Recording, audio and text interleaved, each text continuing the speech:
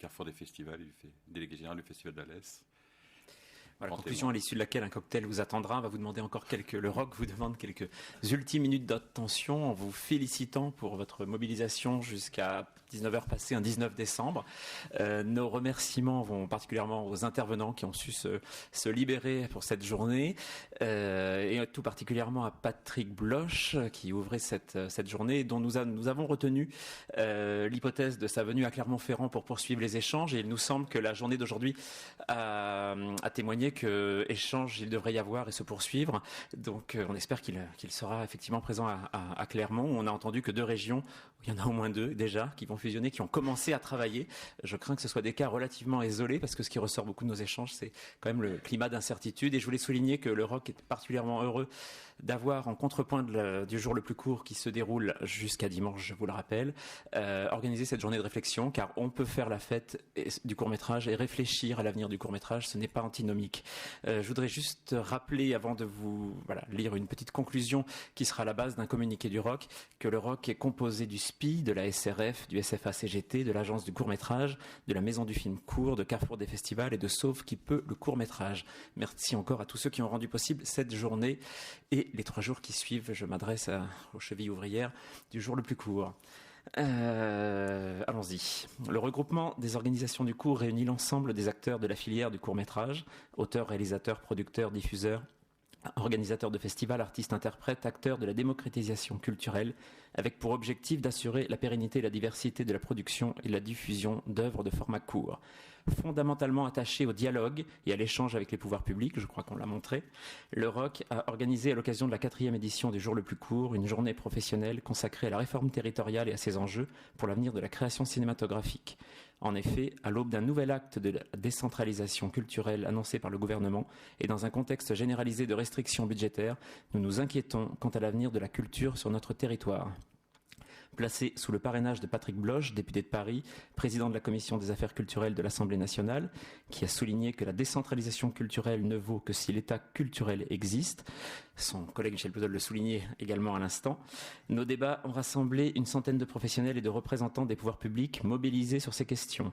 Leurs témoignages ont tout au long de la journée rappelé le rôle essentiel des collectivités territoriales dans la défense de la diversité culturelle en termes de création comme de diffusion.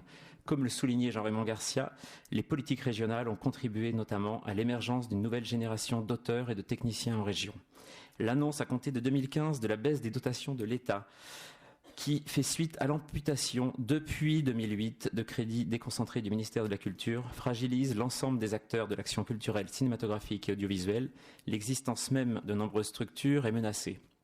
Les actions développées avec l'appui des collectivités sont porteuses de retombées économiques, sociales et culturelles et structurent un réseau important qui va des auteurs aux producteurs en passant par les salles de cinéma à réessai, les festivals et les associations de programmation. C'est ce maillage du territoire qu'évoquait Marie Le Gac. Elle génère de l'emploi, du lien social et de nombreuses dynamiques sur l'ensemble du territoire. Comme beaucoup d'intervenants, Caroline Sevin soulignait également l'intérêt du court-métrage dans les politiques d'éducation artistique aux images.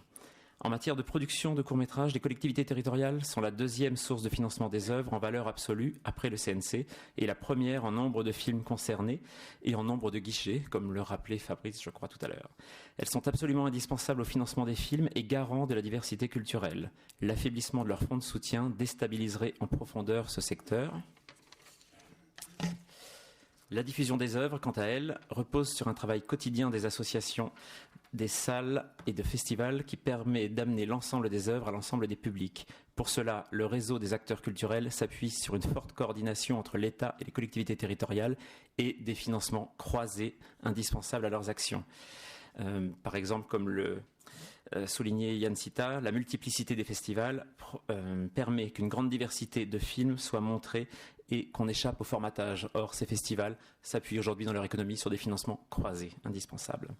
Dans le cadre de la nouvelle organisation territoriale en cours de discussion, le ROC demande donc que les pouvoirs publics mettent en place les conditions nécessaires pour préserver la diversité du cinéma sur l'ensemble du territoire, et notamment que chaque échelon territorial puisse continuer à initier ou à accompagner des interventions en matière de soutien à la création et à la diffusion des œuvres. Comme l'exprimait Fabrice Prel-Cléache, je ne sais jamais prononcer son nom, la fusion devait porter l'idée de construction, or on peut craindre qu'elle soit porteuse de déconstruction. La déclaration de Pascal Mangin, ce qui va se passer pour la culture, je n'en sais rien, n'a pas rassuré les participants. Plus globalement, le ROC appelle à une attention particulière aux questions culturelles pour lesquelles la collaboration entre l'État et les collectivités territoriales est plus que jamais nécessaire et souhaite que les pouvoirs publics définissent rapidement des objectifs et actions partagés en matière de politique culturelle, notamment au bénéfice de la création et de la diffusion du court-métrage et de la création audiovisuelle et cinématographique dans son ensemble. Merci.